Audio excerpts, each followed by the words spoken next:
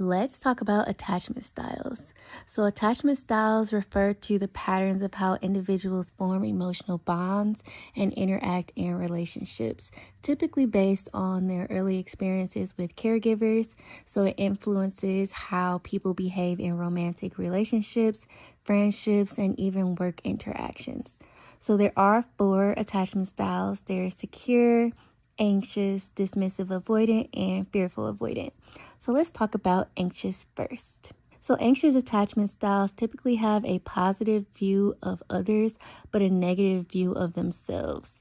They may have a lack of boundaries, so sometimes they may tolerate disrespect. They may have difficulty trusting others and were possibly raised in an environment that was emotionally neglectful, unpredictable, inconsistent, and or chaotic. So they also have a strong fear of abandonment and rejection that usually can't be numbed. This fear can cause them to stay in unhealthy or unfulfilling relationships. They also may be hypersensitive, looking for threats of rejection and abandonment. So they may overanalyze small actions, words, and use them as evidence, which can lead to anxiety and emotional distress. So these people have an overactivated attachment system and are hyper focused on having their needs met. So these people are the ones that may call you 100 times and text you 128 times if you're not answering the phone, because they feel like that's perceived rejection or some type of abandonment. So they can be reactive because they typically have difficulty expressing their needs and feelings. So again, they may take everything personal and internalize it. They're hypersensitive to abandonment and rejection, so they may feel threatened by people showing their partner attention or their partner giving attention to others. So people with the anxious attachment style may believe that their emotional needs won't be met. So they may choose emotionally unavailable partners because they're typically used to that dynamic where they're not having their needs met. They may have low self-esteem and feel unworthy of love. They feel like they're unlovable. So that may stem from inconsistent or conditional love, and they feel like love is contingent upon their behavior. So they may self-abandon, they may people please, betraying their self in exchange for love, prioritizing their partner's needs over their own for perceived or increased approval, praise, or attention. They may need constant reassurance to feel secure, and that may stem from their emotional needs going unacknowledged, being dismissed, or they may subconsciously sabotage the relationship to get the reassurance that they feel like they need. So they may sabotage to get you to chase them or things of that nature to prove your love. However, it can be emotionally draining for both parties. They may have a hard time trusting their partner's love and commitment. So feeling like their partner's love can be withdrawn any minute. So they're often anxious and suspicious of their partners.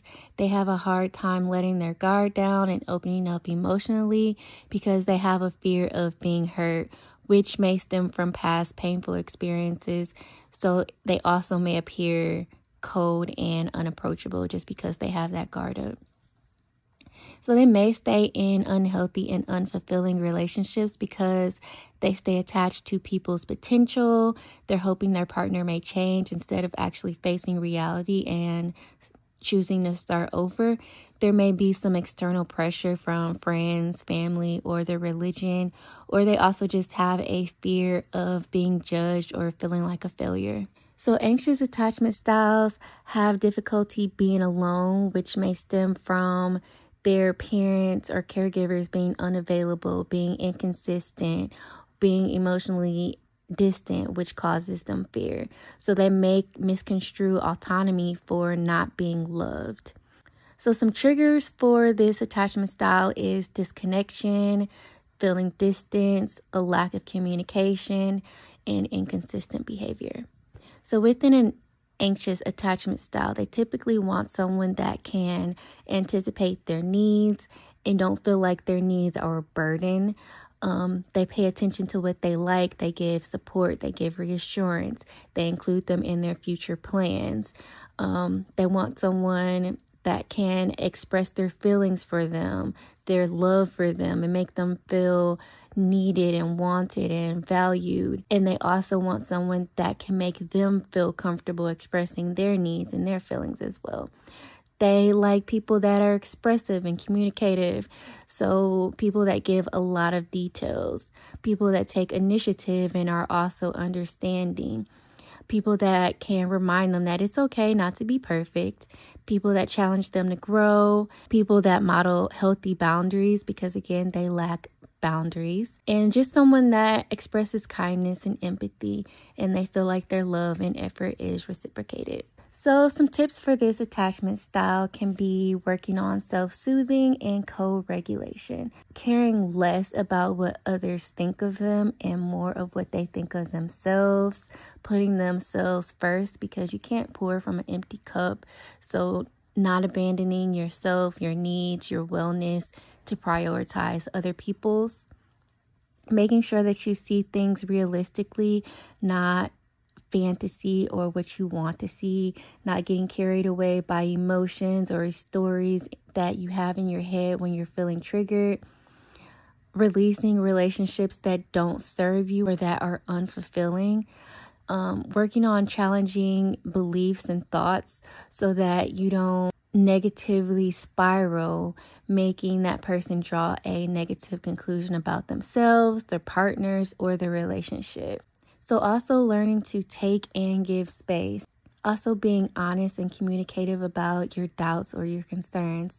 So notice when you want to ask someone, like, why haven't you called me back? Why haven't you texted me back? That is a need for connection. It may be more beneficial to kind of just ask for what you need. If you're feeling like you need to ask your partner, are you mad at me?